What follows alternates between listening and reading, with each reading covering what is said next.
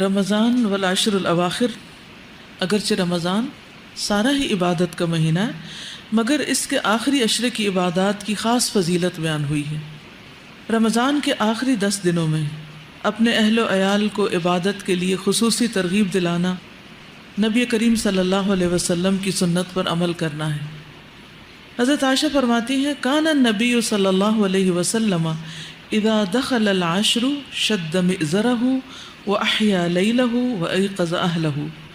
جب رمضان کا آخری عشرہ شروع ہوتا تو نبی صلی اللہ علیہ وسلم عبادت کے لیے کمر بستہ ہو جاتے، راتوں کو جاگتے اور اپنے اہل خانہ کو بھی جگاتے، یعنی صرف خود ہی نہیں جاگتے تھے، گھر والوں کو بھی جگاتے تھے۔ تو اس سے کیا پتہ چلتا ہے کہ یہ ایک اجتماعی عبادت ہے جس میں سب لوگ مل کے عبادت کرتے ہیں اور رات کی عبادت ہے۔ آج کی یوتھ کو رات کے وقت جاگنا بہت پسند ہے، ایسا ہی ہے نا؟ بہت سے بچے دن کو سونا پسند کرتے ہیں اور رات کو جاگنا۔ ایسا کیوں ہے؟ رات کو کیوں جاگتے ہیں؟ سکون ہوتا ہے، اس سکون میں ہم کرتے کیا ہیں؟ جو مرضی کا کام ہوتا ہے جو ہم سب کے سامنے نہیں کر سکتے، یعنی اکیلے ہو جاتے ہیں نا، باقی گھر والے تو سو رہے ہوتے ہیں اور پھر ہم انجوائے کرتے ہیں اپنے آپ کو اور اپنے کاموں کو اور اپنی پسند کی چیزوں کو۔ تو مومن کے لیے سب سے زیادہ پسندیدہ چیز کیا ہونی چاہیے؟ اللہ کی عبادت۔ تو اس کے لیے بھی دن کے مقابلے میں رات کا وقت رکھا گیا ہے۔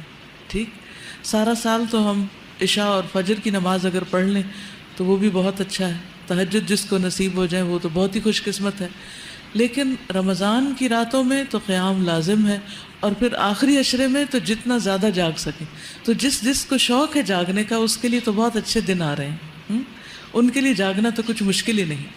لیکن اس جاگنے میں ہم نے گپ شپ اور باتیں اور ادھر ادھر یا نیٹ پہ بیٹھ کے وقت نہیں گزارنا، بلکہ اللہ کی عبادت کرنی ہے۔ ایک اور روایت میں حضرت عائشہ بیان فرماتی ہیں کان رسول اللہ صلی اللہ علیہ وسلم یجتہد فی العشر الاواخر ما لا یجتہد فی غیرہ، کہ رسول اللہ صلی اللہ علیہ وسلم عام دنوں کی نسبت آخری عشرے میں خوب محنت اور کوشش کرتے۔ عربی کے الفاظ کہتے ہیں ما لا یجتہد فی غیرہ، جتنا کبھی آپ کسی اور وقت میں کرتے نہیں تھے، یعنی ایسی کوشش اور محنت اور ایسی عبادت کسی اور وقت میں نہیں ہوتی تھی۔ تو اس سے کیا پتہ چلتا ہے کہ ہم نے اس کے لیے خاص طور پر پلاننگ کرنی اور زیادہ سے زیادہ اس وقت کو اچھی طرح گزارنا ہے۔ آپ صلی اللہ علیہ وسلم حضرت فاطمہ اور حضرت علی کا دروازہ بھی کھٹکھٹاتے اور فرماتے الا تقومانی فتصلیانی، کیا تم دونوں نہیں اٹھو گے، نماز نہیں پڑھو گے؟ آپ آخری عشرے میں ہر رات مغرب اور عشاء کے درمیان غسل فرما کر خوشبو لگاتے تاکہ عبادات کے لیے تازہ دم ہو جائے۔ کس وقت؟ یعنی افطار وغیرہ کر کے کھانا کھا کر اور تراویح پڑھنے سے پہلے کے وقفے میں، تاکہ پوری طرح فریش ہو جائے۔ تو ایون اگر آپ نے پراپر غسل صبح کے وقت لیا ہوا بھی ہو تو اس سنت کو پورا کرنے کے لیے چند مگے پانی کے اپنے اوپر ڈال لیں تاکہ رات آپ کی اور زیادہ فریش گزرے، اچھی گزرے۔ اب اس میں یہ کہ کرنا کیا ہے، رات کو جاگ کر کرنا کیا ہے، اس کی لسٹ بنا لیں۔